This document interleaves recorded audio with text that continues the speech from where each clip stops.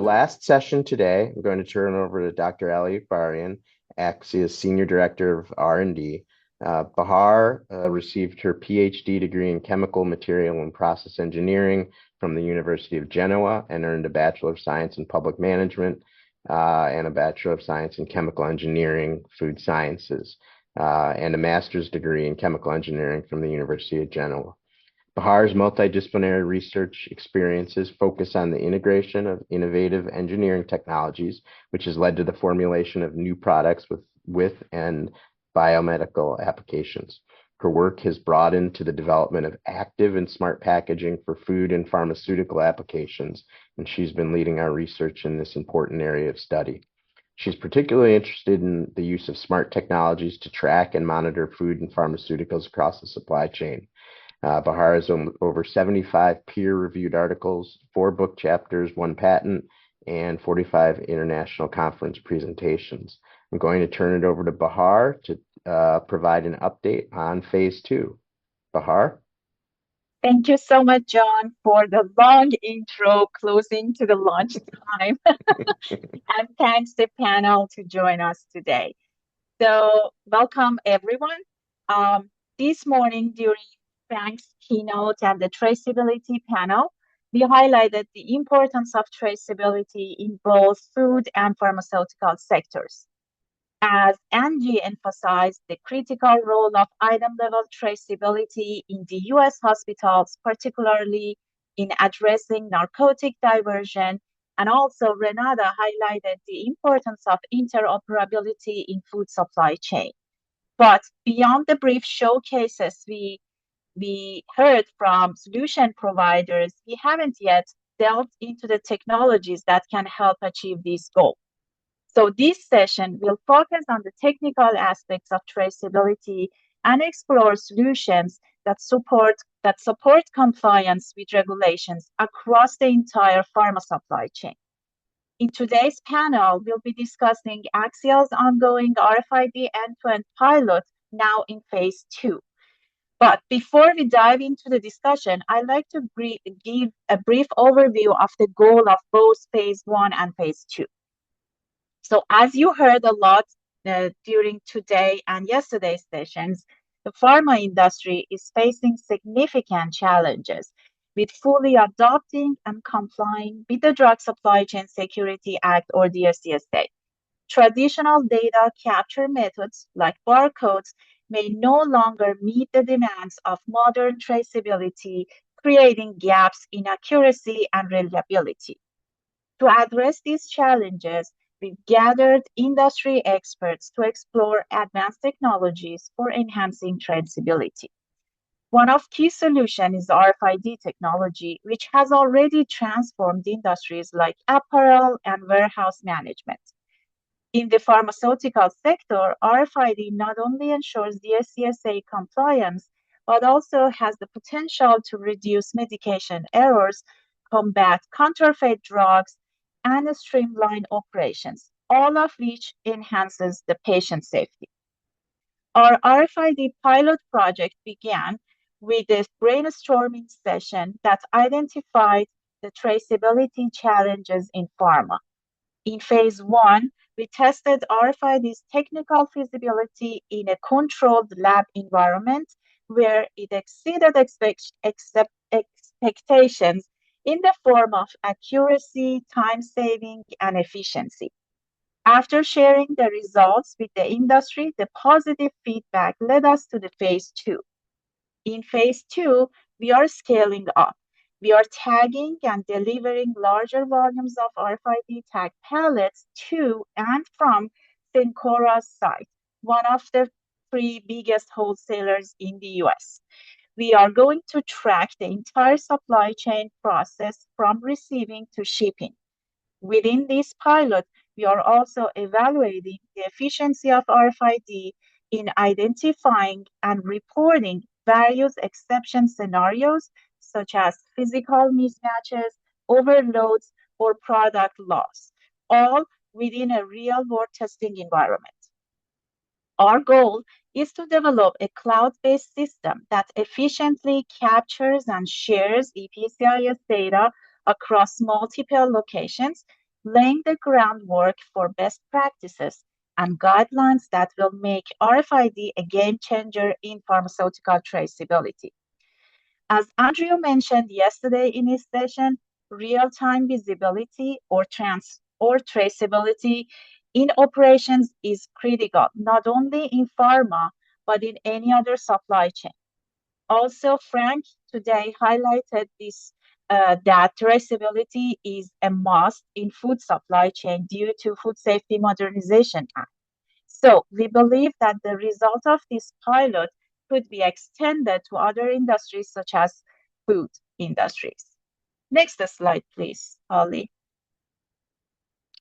So this is a timeline showing our journey. So the pilot phase one began in summer 2022, and the results were presented at the Axia summit last year. The phase two was initiated in January 2024 and formalized in July and is now well underway. Next one, please, Holly. Here is a funny time lapse, thanks to Aaron for making that happen, of our work with the eAgile CCL team, Aaron and Jack, with our team, Danny and Ethan, where we started to tag all of the individual products on 4 full pallets. Of course, it was fun, but a lot of learning curves and workouts. So we will hear a lot of learning things from this during our discussion. And with that brief overview, I'm really honored to introduce our distinguished panel. These industry leaders have been instrumental in driving this pilot forward.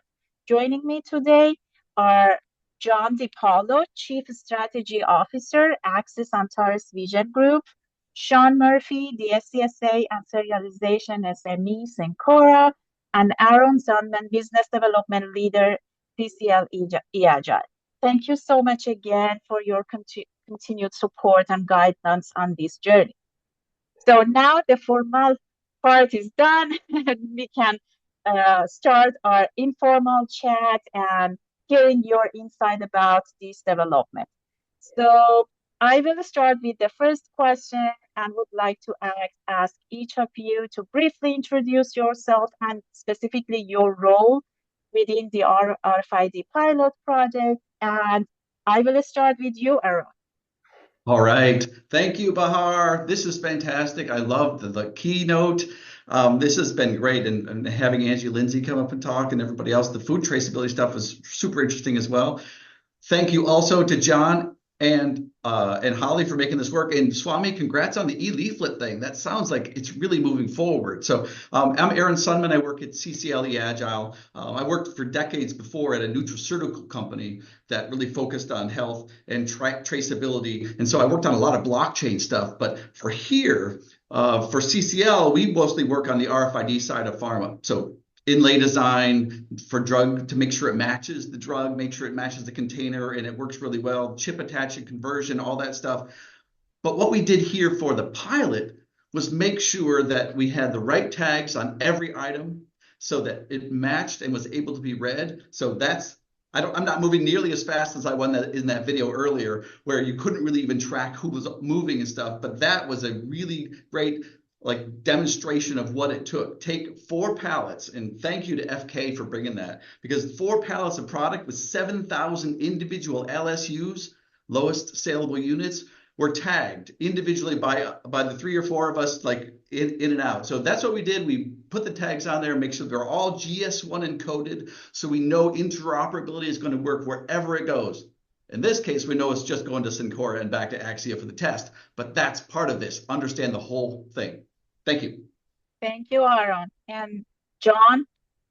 Yes, good morning, good afternoon, good evening, everyone. My name is John DiPalo. I'm Chief Strategy Officer with ACSIS, which is a part of the Antares Vision Group. So our part in the pilot was really on the software side, and then doing aggregation and ensuring that we had readability of the tags that were supplied by the CCL team, and that we could apply context to those to those units, be able to then identify them and build the foundation of how we were going to then move them through the supply chain. So, at Antares Vision, we do line level serialization solutions, as well as with our sister company from RFXL, provide a level 4 ACSIS tracking solution. So, once items get tagged and once items get identified, we're part of the engine that moves that data from place to place through the extended supply chain. So, looking forward to the next phase of the project here. Thank you so much, John. And Sean. Thank you, Bahar.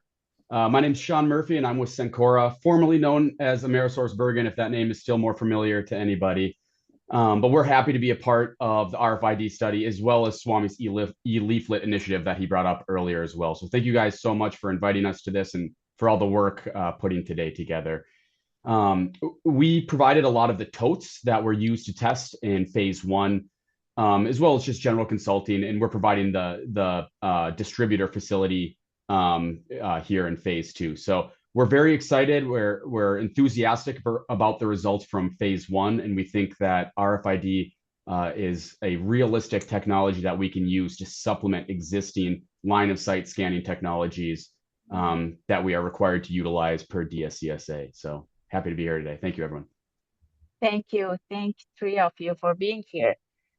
So as I briefly mentioned, from phase 1, we finalized in a laboratory environment our testing, and we concluded what is the best tag to be used and what are some of the readers to be used for phase 2. When you hear that, maybe it sounds like a repeat of phase 1 to the phase 2. I just want to hear your individual perspective of the difference between phase 2, the importance of phase 2 compared to the phase 1 of this pilot. And I'm going to start with you, Sean. We can go backward, John and Aaron. Absolutely. Yeah, we're really looking forward to phase 2. I think the biggest change with phase 2 is one of scale. We're now moving up to pallet receiving. We're trying to see how RFID technology can do receiving at the pallet level and at pallet scales. As we break that pallet down and try to run those cases through the receiving process, are we able to capture all of the necessary product identifiers so that we can query the EPCIS data and validate the product that we're receiving? We're also changing the location, bringing it out of the lab setting, which I think is important to see how it performs in a real world setting after being transported via a logistics company. So I think some big changes, perhaps the biggest, obviously the interoperability, the big buzzword with DSCSA. How do systems interact with one another? I think a lot of that work has been going on for years now, just with general DSCSA compatibility testing. But how does RFID impact the interoperability of the rest of the network? I think those 3 factors are the big changes between phase 1 and phase 2. Yeah, I'll say the interoperability piece, that's one of those, like, how do you know for sure that when someone receives a pack, a big, huge pallet, and receives data, that it's going to be read by that system? I mean, the next people, if it isn't readable, if it's not a standard that's going to be able to make sure it functions, and you're going to have each serial number tied directly so that you know a physical item matches a digital piece of information, it's got to work. And this is how you do it. You got to test it. You got to have a neutral third party like Axia who's willing to say, let's take this, let's prove this out. That way we're not using all just individual proprietary pieces, but instead using it and viewing it as a whole. And thank you for Axis to help tie all this together as well. Yeah, and when we sit back and look at the pilot, the pilot was a fantastic use of technology and in a very controlled environment. And now as we move it kind of into the real world, and you're going to start to see the exceptions that pop out, and how do I handle those exceptions, and how do I manage those types of things?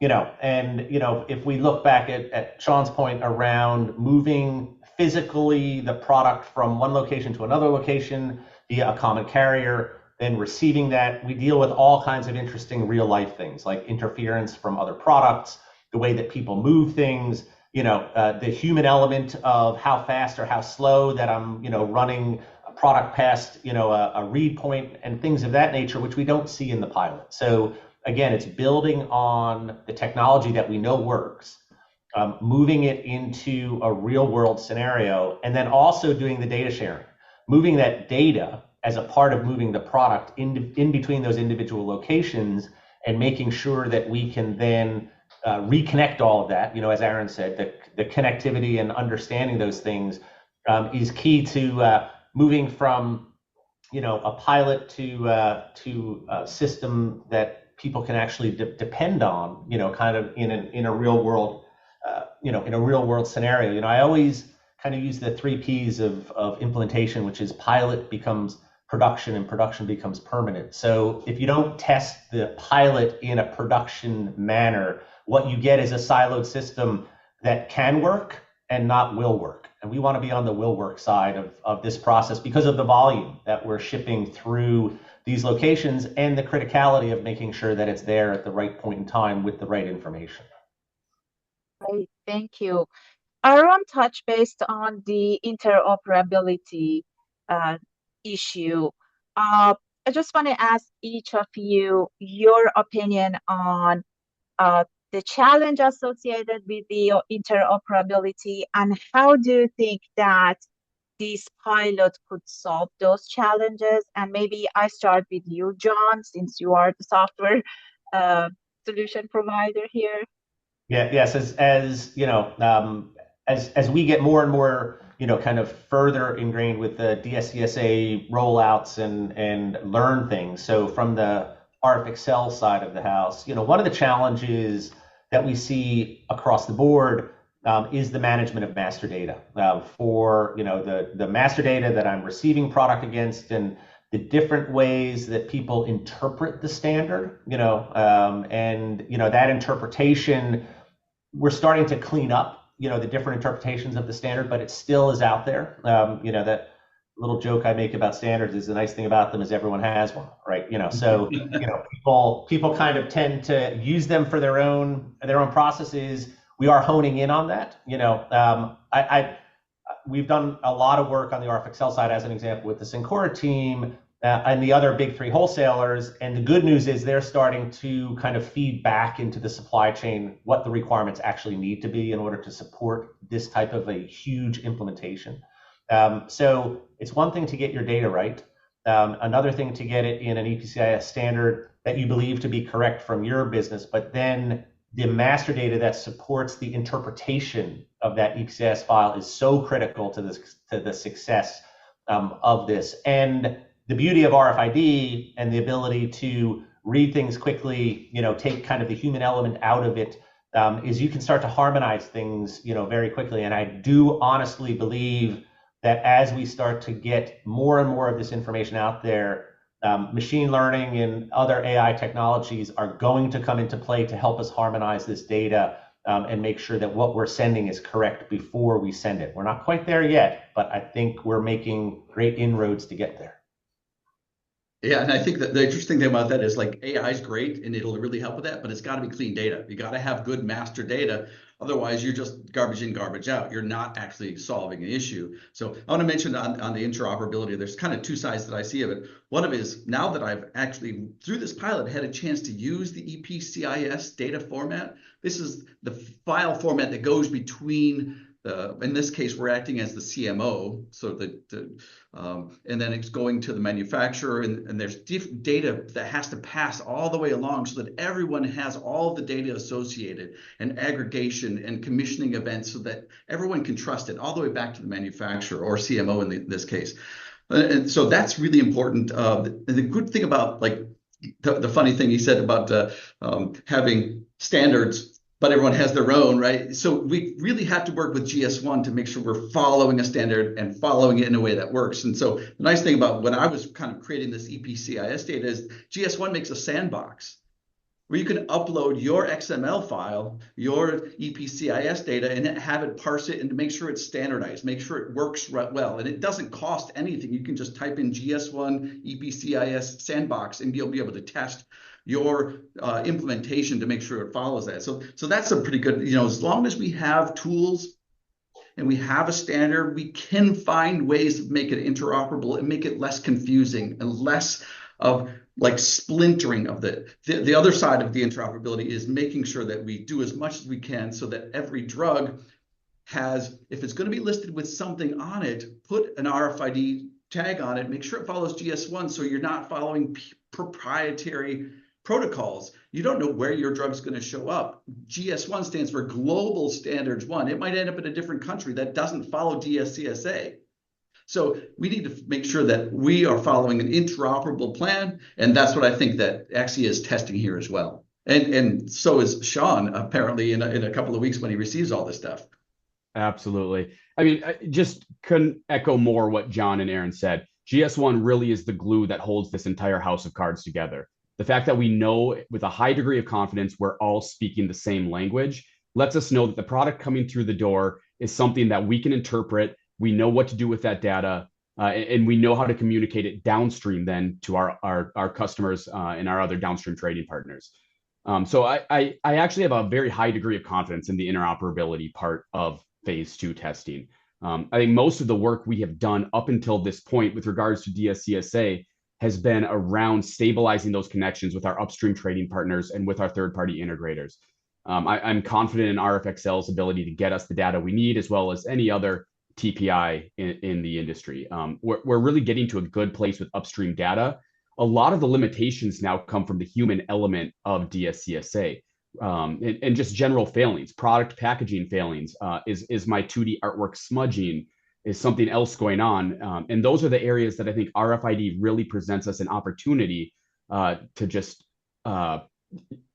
make the network stronger than it would be as it currently exists. Very good. Thank you. So I think other than interoperability, other goals of this pilot also was to sort of document the benefits of RFID compared to the traditional barcode that is currently widely used. So I was just wondering to know your perspective on why we think that RFID has benefits compared to barcoding, and how do you think that this pilot can showcase or document those benefits? And I start with you, Sean. Absolutely. I think the number one benefit that we are interested in at Cencora is the ability to remove the line of sight nature from EPCIS validation. As it stands, we are scanning every single case that comes into our warehouse, but we're not breaking those cases up to scan the contents inside of them. And that leads us with some vulnerability in that if there's an aggregation issue within one of those cases, we won't know about it until further down in the supply chain, either when we split that case to dispense the unit of sale product, or worst case scenario, if we sell that product by the case, we may not know that there was an aggregation issue until our customer reaches out to us and says the serial number we received is not in the EPCIS transaction. RFID really gives us the opportunity to remove that element, that now we can look inside of the case to validate that all of the serial numbers the manufacturer told us were in that case are in fact inside of that case. I think that's the number one thing that gives us reason to be here today is the ability to remove that line of sight nature. In addition to that, we're very enthusiastic on the scan results we saw in phase 1. Scannability continues to be a problem within the supply chain related to the 2D artwork. Especially for our automated pick systems, it's important for us to have as high of a read rate as possible. Most of the product that's in our automated systems is high volume product. We move through a lot of it night over night. So anything less than a 99% read rate presents real problems for our distribution centers and for our distribution center staff. So if we have a product, in some cases, we're seeing as low as 60% read rates on 2D artwork moving through those automated pick systems. RFID allows us to supplement those 2D artwork packages. So we can look at that 2D. If we have a 60% read rate on a 2D, but we have a 90% read rate on that RFID, it's now drastically reducing the product that we're having to interact with and rework to validate that that serial number is getting passed along to our downstream trading partners. I know in phase 1, the worst RFID unit I think we tested had a 97+% read rate. And many of the best had a 99+%. So if I've got a 99% read rate on my 2D artwork and I've got a 99% read rate on my RFID, that's a product I never have to interact with. And we're very interested in this pilot from that point of view as well. Very good. Wow, that's good. I would mention one of the things that you see with RFID is the ability to like move from partial validation to whole case validation every single time. Because if you could set up a choke point so that whatever it is comes through and goes through a tunnel conveyor that can read everything in there, you've just validated everything, and you can automatically send it through a hospital line to say, hey, there's a problem with this one. Let's everything else move on. You don't have to stop everything. So I think that is the main point that I've seen with RFID now is that it becomes trivial to not only validate because it's running through and validating each case and pack, but also aggregating itself becomes easier because you can put it all in there as long as they're all tagged, run it through one thing. Now the aggregation is automatic rather than having to do it by barcode scanning. So yeah, thanks. But you experience it all the time, Sean.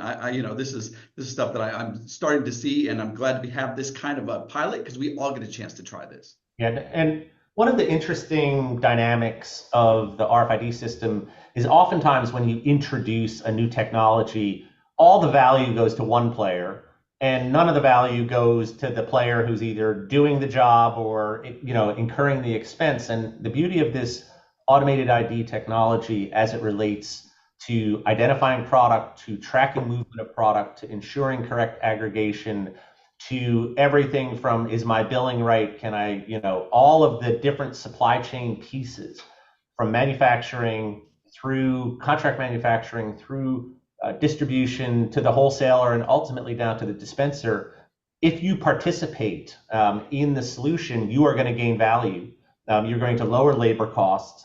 You're going to be able to identify that you have the correct product at the correct point in time. So it's one of those unique opportunities within the supply chain that it gains value all the way through, and the value goes back to each individual player for the investment that we know they're going to have to make around infrastructure and things like that. But the payoff of it from labor savings and correct product and being able to guarantee that what you shipped is actually what you shipped and things like that really start to build the more people that get involved in this. So we will also be able to see some of that in phase 2, just in the fact that wouldn't it be great if I could receive an entire pallet of product and know it's correct in 5 seconds time versus having to break it apart and count it and all the other things that happen, within the supply chain today. I think it's a good point on that. Who receives value, right? So think of one big change that happened in a different industry is Delta. As soon as they put RFID on the tags of each suitcase, when you get into the plane, you get a notification when the suitcase arrives in there, because it says it got read by RFID and said, hey, your suitcase is now on your plane. So who you deliver the value to can be anybody because it's no longer individual scans, but it's automated and ambient. Very good points. Thank you all. So maybe the next question, I start with you, Aaron, since you also were involved in working with us in the lab. So I'm just wondering to hear from each of you different perspective about the lessons learned from participating in this pilot and how we can use those lessons learned in your future businesses individually. Yeah, thank you. That's fantastic. That's a great question, because like, what are the lessons we're learning and how are we going to expand all this stuff? I mean, so part of it becomes about patient safety and supply chain efficiency and sustainability. So we're learning all of this stuff as we're doing it. We don't know how it's going to be used yet. Often with technology, until it becomes ubiquitous, you don't actually know how it's going to be used by everybody. No one thought that when we had smartphones, our phones were going to be taking pictures and videos and TikTok. Not that I think that's a positive there. There's a lot of negatives that come out of some of these things. But, you can see how these things are starting to gather. So we're learning a lot of this. And I'm going to give you one example that I was thinking about was here's an ice cream scoop that I bought at Walmart. It cost me $1.37. It's got a serialized RFID tag that tracks it all the way through the supply chain of Walmart. Now, who's receiving the benefit in this case? Well, Walmart certainly is, and it's costing the manufacturer to put it on there, but eventually everyone's going to be receiving the benefit from this sort of thing. So you're seeing this happen. So there's a precedent already in other places for how we can do this. How much less important is this $1.37 piece of plastic than the life-saving medicines that we're trying to track, that we should be tracking? There's a precedent for how to do this. It's just setting the priorities straight to make sure that we learn these lessons in this kind of a situation, using what you're doing, Axia, to help everyone understand, because otherwise it ends up being one company that's learning and one company that's building it, and then it'll probably be another decade before everyone else really gets the value out of it. So that the lessons that we're learning, it's hard to even say. I mean, even earlier today when you talked about, when Frank was talking about FIFO, I like the idea of FIFO, right? First expired, first out, not FIFO. We got to even think about how we consider these concepts, because 503Bs have a much closer expiration date than a lot of the drug manufacturers do. But you don't know that until you actually have it encoded in a way that's easy to read and easy to validate, and giving tools to the individual to be able to make and use that. So anyway, go ahead. That's my lessons. Great, thank you. Yeah, I think that the lessons learned in a pilot, especially the phase 2. So we moved from phase 1 to phase 2. So there were certainly lessons that it can be done in phase 1. We can get the information, we can get the processing. Phase 2 is going to prove that you can actually use it in the real world, right? And be able to gain efficiencies, and we'll be able to take a look at the metrics kind of behind that. So a lot of learnings there. The other learnings that we had from a software provider is, you have to anticipate interesting things that you did not anticipate might happen. As you pack product, as you move product, as you unpack product. One of the beauties of RFID is that, it reads everything non-line of sight. And one of the problems with RFID is it reads everything non-line of sight. So, you have to think about how you process things and think about how product moves in order to take advantage of the ability to read everything. And physics still apply. The downside of the pilot was it didn't change the laws of physics, so we still have to look at that. We will learn a lot more as we go into phase 2, and I'm excited to share those learnings in a subsequent discussion. Thank you. Absolutely. It's phase 1 proved to us that this is a feasible technology. It can increase read rates, we can do it economically, and we can share the nature of the benefits. Me receiving manufacturer's product more efficiently is a benefit to them, and it's a benefit to my downstream customers as well. So I think phase 1 really gave us a lot of enthusiasm about how we can use this technology, again, not to replace, the 2D artwork isn't going anywhere, but we can supplement the nature of the 2D artwork to create a safer and more efficient supply chain for all parties within it. Very good. Thank you all. I think the last question is about the future. So what would you suggest us for the next phase? You know that we are always moving forward and we do not want to stop with phase 2. So what is your suggestion? What each of your company and business needs us to prove so we can start planning for phase 3 of this pilot? I can start with you, John. So, Bahar, it's a great question. And I always like to take my crystal ball out and see what's next. But I think that extending, the capabilities that we're talking about in a B2B world, to consumers, right, or to endpoints that are not participating today, is a big part of that. Being able to prove out the technology so that you can, so that everybody's comfortable that, by utilizing RFID, now I can get a much more granular view of the supply chain and being able to share that information, not only with end stakeholders, but back up the supply chain as well. One of the big things that, we deal with, not only in pharmaceuticals, but in product is, shortages or not having the right products at the right place at the right time.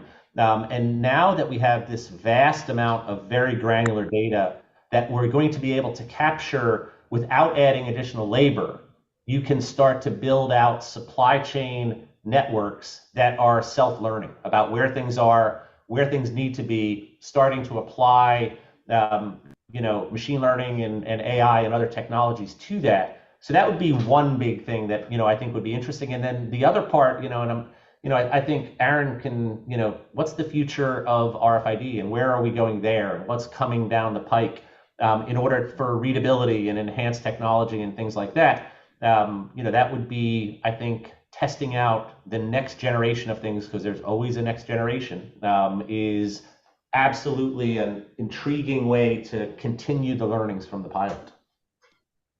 Yeah, wow, that's exactly it. And well, thank you again, Axia, for wanting to looking off into the future and seeing what can we do? What is the next thing we should be doing, right? So I appreciate the Well, we need papers and research publications. So one of the things I would like to see going forward, and to John's point, is like, what's the next thing? How do we actually make sure that the entire supply chain for drugs, the DSCSA was envisioned in 2013 and before, so a decade ago, more than a decade ago, they thought we could do this. But the technology only worked so good back, and the RFID was expensive back then. So now that it's cheaper, now that it's better, and now that there's more ways we can do it, we can get to the point where we do unit of use testing. So each vial, like what we've been producing, is a lot of these have their own individual. So the case has a tag, an RFID tag. The pack, that it goes into has a tag, and then each individual vial. Because what happens once a hospital receives one of Cencora's totes and they pull out the individual items, they get separated from the pack and they go out throughout the hospital. Now, they still do have a lot of them are starting to put 2D barcodes that at least do line of sight scanning, but most do not yet. They just have the GTIN on a 1D barcode. How do we make sure that the entire supply chain has an e-pedigree for each one of these? It took 2.2 seconds for that mango to be looked up. How fast could we make this? There's not millions of farms like there are. There's millions of farms. There's thousands of pharmaceutical manufacturers, and they follow more rules. We should be able to get there faster than what the farm or what the food industry is doing. And we should give it so the individual healthcare worker has tools that can validate. We don't give them the tools right now. We can start to extend that. So I'd say unit of use extensions, because medical errors happen at the unit of use. They don't happen at the case level. I mean, they can, because they might be diverted and wrong. But it's the individual at the end who, if they had a system could validate it, we could do that. Another one, though, is what he was, John was talking about earlier about exceptions. How do we make sure we test all the exceptions? We probably get a chance in this one to do a little bit, but how do we show that RFID also makes that just faster and better and finds them much quicker as well? So those are the few things that I was thinking about. What's Sean think? I think at Cencora, we're very interested in environmental variations. To date, we've tested in an ambient setting. I would love to see how RFID performs in cold chain. How does it perform in a fridge? How can we leverage RFID to identify temperature excursions? Things of that nature. I think that's been some of the limitation to date as we try to go up in scale. I think the next thing I would really like to see is change in pressure, change in temperature. How do those things affect the read rates from RFID? Because obviously a huge part of our business doesn't necessarily take place at room temperature. Great point. Very good food for thoughts for us. Thank you so much, everyone, for having this great discussion. Is there anything else that anyone wants to add before we wrap up this session? No, I just want to thanks for letting us be included. This has been great, and thanks for Sean and John for all your insights. I learned a lot today just being a part of this. Thanks, Aaron. Appreciate it. And Bahar and John, thank you for putting this together. Ditto. Thank you. Well, thanks for taking the time. And John or Holly, is there any question? Yeah. Do we have any questions from participants? If you want to raise your hand, we can unmute you. I'm not seeing any in the chat yet. We answered all their questions. You did. You really did. Or they are hungry and they're eating. No. Yeah, you did. I think you did. Well, without questions, I think we'll just move to the end. Thank you guys very much. I appreciate your insights and for sharing your perspectives on the pilot and the work that you're doing. and the way that you and your organizations continue to engage with.